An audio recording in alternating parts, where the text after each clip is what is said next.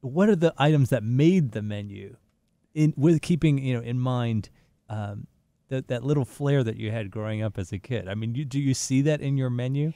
Yes, I can see it. Food is about memories, and I think when people always ask, "How do you come up with a menu? How do you come up with a dish?" I think it comes down.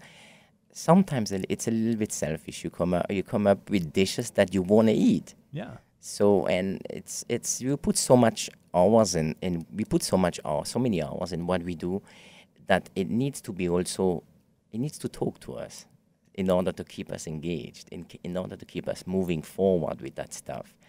And there is always a little bit something that is a reminder. And I mean, the tarte flambe is a huge thing. The liverwurst is a big memory for me. It's very simple things, and the tarts that we do with the sauerkraut and the sturgeon and caviar on it is something that nobody will ever try to do in Alsace, because you're touching on something that is an icon. You don't change an iconic dish normally. Mm-hmm. So all of these little things, there is here and there a nod. And if it's not truly connected to the roots, there is always something like the acidity in a sauce, or the smokiness in a lobster sauce that comes from hamon. So it's not bacon, but it's hamon. There is always something like that connects it in some way. I'm curious whether you go out to maybe other restaurants and say, because I know chefs, they go into restaurants and they see a dish and their brain starts going crazy and they start to figure out ways that they do that. Are there people that you like to go to that you get inspiration from when you have their food? I mean, each time you go out, I think each time you go out, you can get an inspiration. I think the inspiration is more about the product than the whole dish. It's discovering a product being used in a way that you will never have thought of, that will open your mind and say, oh, it's when you scratch your head and you say, oh, how did I not come up with that? That's when it gets interesting.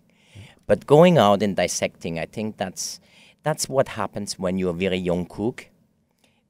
That tends to be the focus of going out, dissecting, and then sometimes not eating fast enough, and then when you eat it, it's gone. It's not there, the magic's gone.